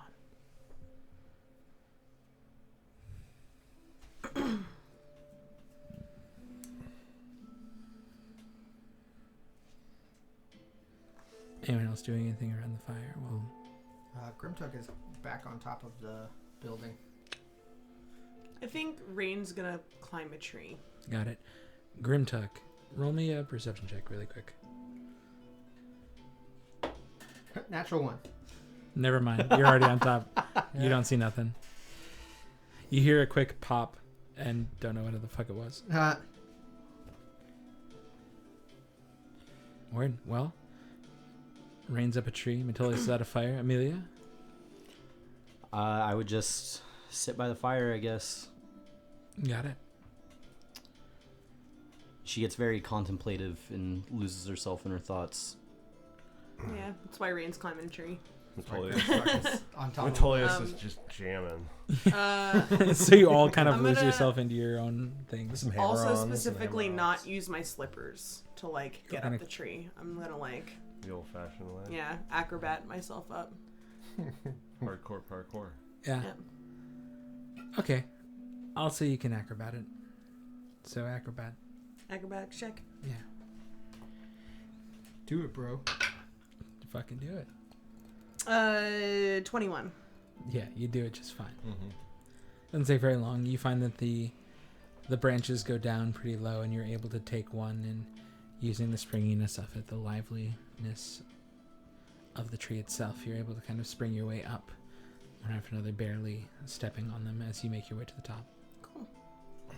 I'm just gonna sit up there and like, kind of like, so I can still like close by to the fire, so I can still hear Metolius's music and just gaze out over the forest and the fire for a little while. Got it. Well then, 10 minutes late go by, and Elwyn, you cast your steed. Phantom Steed. Yeah. So a large quasi horse-like creature appears. And Geralt, it's a binacorn. Mm-hmm. Yeah. Yep. Mm-hmm. With all the riding gear I need, I will jump on it and ride. And this thing can travel. This thing, with the wind whipping through my hair, because this thing can go 100 miles an hour. Oh my god. This thing lets, yep. This thing lets me travel 10 miles in an hour or 13 miles at a fast pace. So I would like to miles an hour. 100 miles an hour, and it has a speed of 100 feet. Excuse me. Pardon me. Wow. I mean, at that point, though, Speed of 100 That's a feet. big difference. Elwyn's neck just like breaks from the speed. It's yeah. Steve just disappears. I got my New units wrong. character. Sitting like, her I out because of friction, air friction. Yeah, I gotta get this fucking cantrip. Or not cantrip, this It's not a ritual spell. cantrip, yeah. No, but I can't go. But that should let me go all the way back to Just get it on the Elm highway Deep and open in it like up. Elm Deep in like an hour or an hour and a half. Given that we are heading north from the Glade, Elwyn does not want to pass up on this opportunity to go look at the ruins around Elm Deep. Okay. So, at your leisure, Elwyn would like to travel back there and not bother the Furbolgs as best as possible, but would like to just investigate, see what he can find, learn as much as he can learn about the ruins around Elm Deep. Okay. In Elm Deep, the ruins that you saw were kind of interspersed between the huts and the village itself. So, if you want to be super stealthy about it, you can. Or you can... I would say you make your way through. Yeah, I'm not trying to be like super stealthy, but I'm not trying to like draw attention to I'm not trying to like start up conversations, but like I'll wave if I see a Furbolg, like kind of Okay. thing. You definitely have to make it back to the actual village. Yeah. So yeah, you see the village a couple days in now has definitely started rebuilding anything that is broken. The watchtower, once you make it back, that exploded at the first part, is getting slowly but surely put back together. You notice the hustle, not by this time of night, there's no real hustle and bustle, but there seems to be a livelihood to the area. Like life has returned. The people who had disappeared into the hut seem to have come back and made their way back into the houses. No one seems to stop you by any means or do anything like that. It's also late at night, so. Yeah. So about 3 guards is pretty much what you see. Yeah. Okay, so you make it to the first ruin that you saw within the village, which was just a small, kind of broken down, like, corner of a wall. So roll me investigation check. That is a 16. A 16. So within this wall, you see not a ton. Again, this has been well worn by the weather and age, but you notice glimpses of what looked to be a very similar looking army to what you saw in the other piece. This, though a much larger slab of stone, the army is gigantic. It seems to be well larger than you expected. You notice horsemen and a few riding upon stag, almost as though it seems to depict the armies of the civilization that were here before.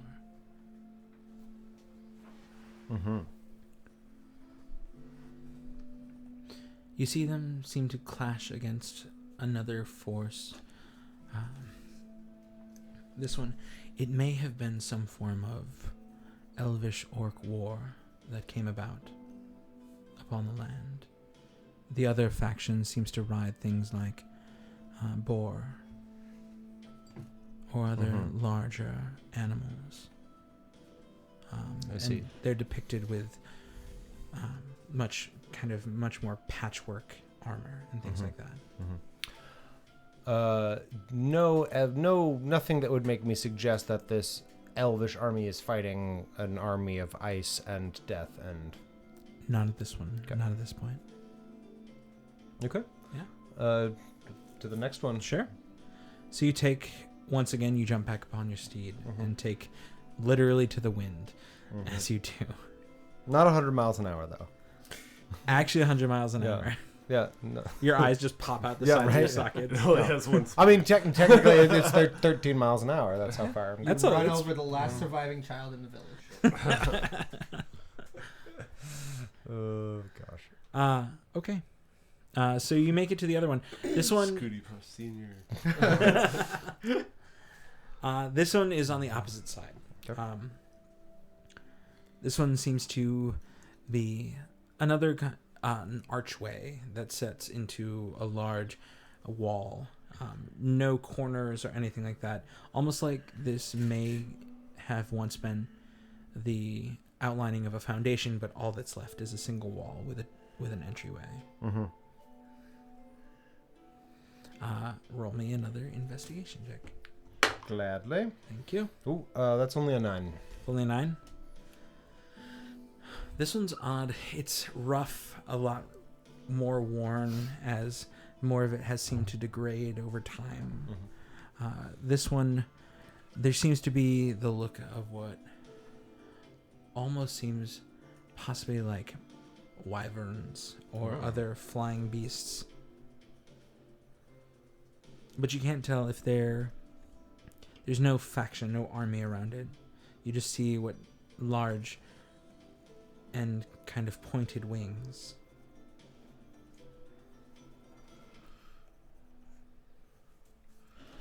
Okay.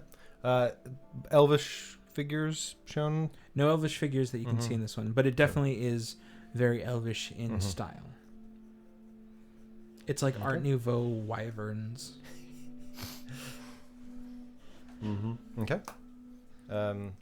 Any more? I mean, I can keep going all night long. There aren't any more in this village. All right. The rest were basically just small bits and pieces of stone that were obviously at one point pieces, but left. Cool. Well, I'm going to spend a good long while looking around and seeing if I've missed anything. Sure. And then I'm gonna resummon my steed and start heading back north. Okay. And we flip the script back to the party. Metolius still jamming out upon his... I mean, I probably wouldn't be jamming out for 10 minutes. But, What? 10 It's minutes barely straight? Set. well, yeah. Well, He knows one song. Yeah, that's No, fair. but- That's fair. He just No, does he it at knows different 2. pitches. Come on now. but Um, I think his song would have eventually come to an end. But Okay. and he would just, I don't know, do the camp thing. Got it. do I know where Grimtuck went to sleep? I mean, I didn't make a secret of where it went. No, you heard that Grimtuck was going upon top of the crypt. Okay. I'm gonna come down from the tree, Okay. and I am going to go find Grimtuck. Okay. Roll me. Find Griptuck check. Yeah. Roll that fine Grimtuck check.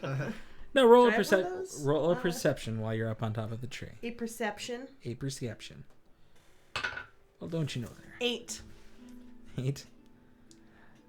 You noticed him walk towards the crypt before he disappeared. Okay. So you jump down and start to go up towards it. Yeah, I'm gonna head in that direction. Okay. You start to make your way. Roll me one more perception as you get to the top of crypt. The moon is now still high. 9. Doing good. You don't see him anywhere. Dang it. All right. Grimtuck, roll me a perception as well. Like an 8? Y'all suck. It's an 8. You don't notice the sounds of feet upon the stone. To be fair, she doesn't make sound when she walks. Yeah. It's true. I don't. So, So then, okay. it's a big ass crypt then. No, you're above, and not like. She walked up to the entrance. Uh-huh. You're sitting above that open portal into the crypt. Oh, okay. I was up. Yeah, I was trying to be up where we were when the unicorn took us on the roof. Exactly. Yeah. So you're out of her line of sight from there. Okay. Okay. Then I would head back to the campsite. Not gonna say anything. Okay. You head back to the campsite. Well, I mean, if I don't see him. Okay. And I'd head back to the campsite. And then, like, if are you still up, Amelia? Mm-hmm. I'd probably just kind of, like, hunker down next to the fire next to you. And Not that it might do anything, but roll me one more perception check, Grimtuck. That is a 13. You notice No, 12. 12. Yeah. Nope. Don't see nothing. Doesn't Obviously, no. That fucks it all up. Yeah. You kind of look back as you're looking around, sitting on top, and you notice Rain's horns disappear as she walks back down the stairs.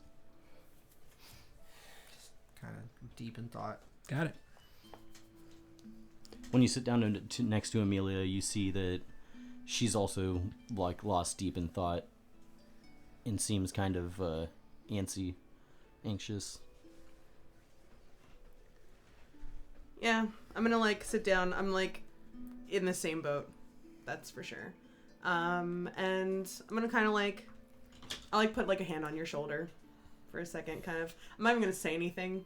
I'm just gonna like rub your shoulder for a second and like just continue to sit and watch the fire for a while. Got it. Well, After about an hour of sitting by the fire, and Amelia gets very uncomfortable and stands up and walks away okay. and walks towards the crypt and walks inside. Got it. You walk inside the crypt. What do you do? Amelia walks inside the crypt and she takes the mask from off the top of her head and like attaches it to her belt, and she just kind of looks around and then looks at the sarcophagus thing and closes her eyes and just says Elwyn. I would say at that point, Grimtuck, you hear the words Elwyn and then hear the sound of hooves against stone. I will listen in to whatever I can hear. Yeah. A moment later, from behind you, out the door, out the entranceway, the sound of hooves come closer to you, and the shock white horse seems to enter into your vision. So walks up next to you and looks at you. You have cold. I have some questions. I hope to have answers. And Elwyn would see her get, like, kind of shaky. Mm-hmm. And her eyes kind of water a little bit. And she says, "Are you the one that's been showing me things?" He looks at you. And... No, my dear. I am not one to give another visions without request or without offer. But you say one does.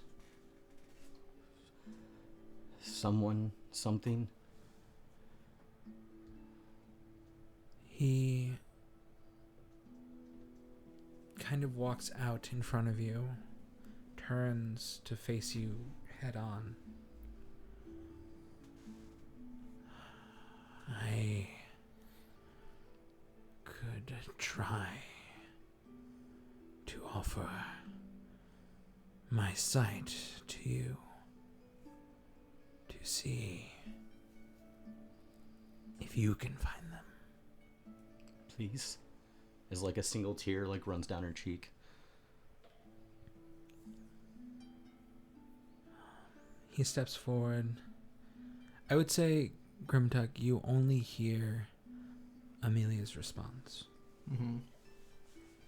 this whole time. And he steps forward, the moonlight catching him. He glows in it, and as he does, his horn almost shines. And as he makes his way just in front of you, his head leans down, and the horn touches you right in the center of the forehead, and you feel your eyes go white. Your vision is gone. Your body disappears. And then you hear the flap of wings around you. Your eyes focus now. You find yourself in a tall stone structure. One with walls that reach higher than your eyes can see. Elwyn is nowhere to be found. You look around and you see this large stone door behind you, and ahead of you in the darkness, just obscured, just out of your vision, movement.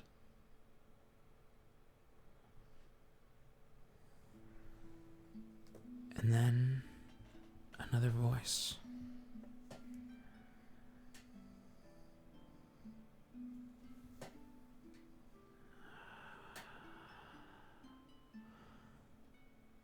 My shine, my light. It seems you wish to speak. again, movement happens just beyond your vision. A large, odd, scaly thing keeps just out from where you can see. The sound of wings flap and a burst of wind pushes against you. Her voice is shaky and she says, Is it you?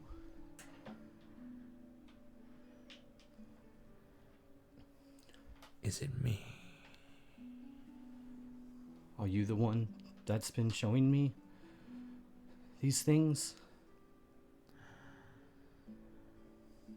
I not only show you things, but my power flows through you. Who are you?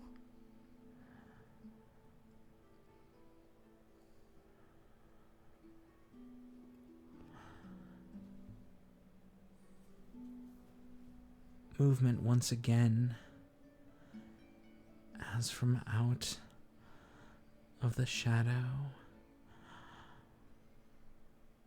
a large serpentine figure rises up, and a gigantic serpentine head pours over you and looks down.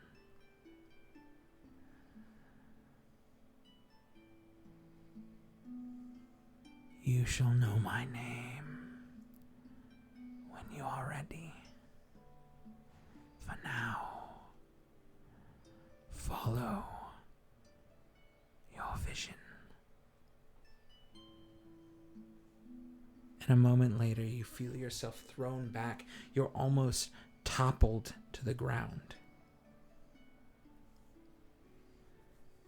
Elwyn stands there, his head shakes. Did you see, my dear? I did. Was it what you were looking for? It was a start. Thank you. As tears just start to roll down her face.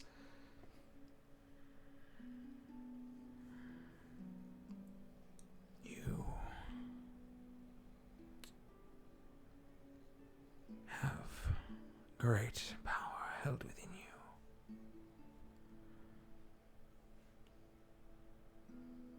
Whatever you search for, by the old gods and new, I hope that you find it.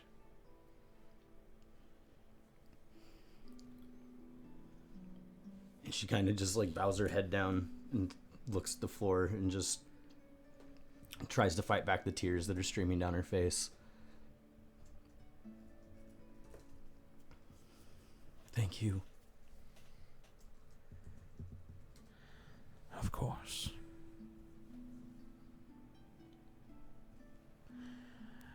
And I think on that note, we're going to call it for this time. And we'll see you on the next episode of the Swordcast Adventures. Hi, this is Elijah, aka Grimtuck. Thanks for listening to this installment of the Swordcast Adventures. Our next episode drops November 4th. We have a live stream of Dragon Heist DM'd by Justin, aka Amelia, every other Wednesday on twitch.tv/theswordcastadventures. And also you should check out our socials, website, and Patreon, where you can hear us probably die horrible deaths in the jungles of Cholt as Matt DMs us in the Tomb of Annihilation.